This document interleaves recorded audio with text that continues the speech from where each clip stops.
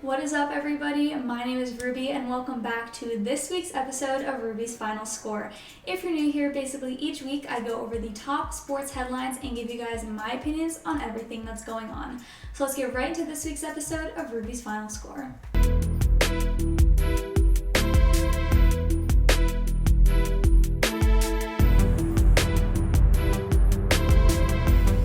Alright everyone, Happy New Year and more importantly, happy NFL playoff time. Week 17 is officially over and we are moving into the NFL playoffs. Honestly, I'm surprised that we made it this far, especially with no cancellations, but we did it and now it's time to get down to business. The Bills and Dolphins faced off in an AFC East matchup with a spot in the playoffs for the Dolphins on the line. The Bills, who have clinched the second seed spot in the AFC playoffs, crushed the Dolphins 56-26, while the Dolphins unfortunately got knocked out of playoffs with the Colts beating the Jaguars. The Bills played phenomenally, scoring 4 touchdowns in the second quarter alone, including 3 touchdown passes from quarterback Josh Allen and an 84-yard punt return for a touchdown by Isaiah McKenzie. With Ryan Fitzpatrick out because of COVID, the Dolphins game rested on Tua, their rookie quarterback, who passed for 361 yards but had 3 interceptions and only 1 touchdown pass. Buffalo is now hosting their first playoff game in 24 years and will take on the 7th seed Colts at 1 p.m. Saturday.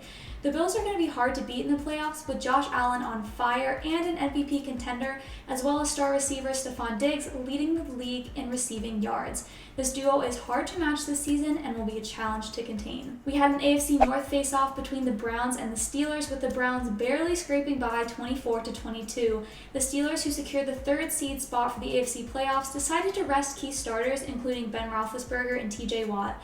With this win, the Browns clinched the playoff spot for the first time since 2002, where they played the Steelers and lost 36-33 with a last-second Steelers touchdown. Another fun fact about that game, it was the first time that the Steelers' theme song Renegade was played at a game. Since clinching the 6th seed, the Browns and Steelers will play each other for a 3rd time this season, and the stakes are very high. It'll be interesting to see how the game plays out as Baker and the Browns take on the Steelers' first-string team compared to the backups that they faced this past Sunday. The standout player for Week 17 was Cleveland running back Nick Chubb. One thing the Steelers have struggled with all season is getting a run game going, and that is one thing that the Browns excelled in. With a total of 192 rushing yards, Chubb accounting for 108 of those. And an interesting factor that we just found out yesterday, Browns head coach Kevin Stefanski has tested positive for COVID in the midst of an outbreak at the facilities and will not be at the game on Sunday night. Along with this setback, the Browns facilities have been closed 5 out of the last 10 days, so can we expect to see a fully prepared Browns team in the wildcard game? We will have to see. There is a lot of controversy in the league right now following the Eagles and Washington football team's Sunday night football game. A lot was riding on this game. If the Eagles won, then the Giants would secure a spot in the playoffs. They don't, Washington takes the spot instead, and the latter ended up happening. The big issue, though, was Eagles head coach Doug Peterson's call to replace quarterback Jalen Hurts with 3rd-string Nate Sudfeld in the 4th quarter while down by 3.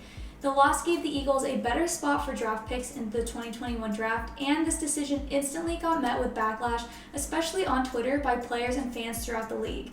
Giants coach Joe Judge spoke out saying he would never do something like that and that it was disrespectful to players and the league who have worked so hard and sacrificed so much to make this season possible by not going out and competing for a full 60 minutes. Ron Rivera, Washington head coach, spoke out as well, saying that he hopes that people don't look at what happened and ignore the fact that Washington worked hard to compete the full game as well as this whole season, and they completely earned their playoff spot. This decision also hit hard to many in the league after Texans defender J.J. Watt had a powerful speech in a recent video, hitting on the points that winning or losing, being in the NFL is your job and you need to put 100% forward, especially after a year we have had where so many people have made sacrifices to be there.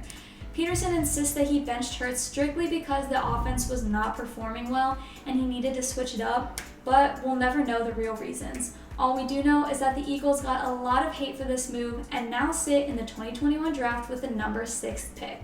In other news around the league, Eagles veteran quarterback Carson Wentz is expected to request a trade going into the offseason after the team announced that they were bringing back head coach Doug Peterson for the 2021 season.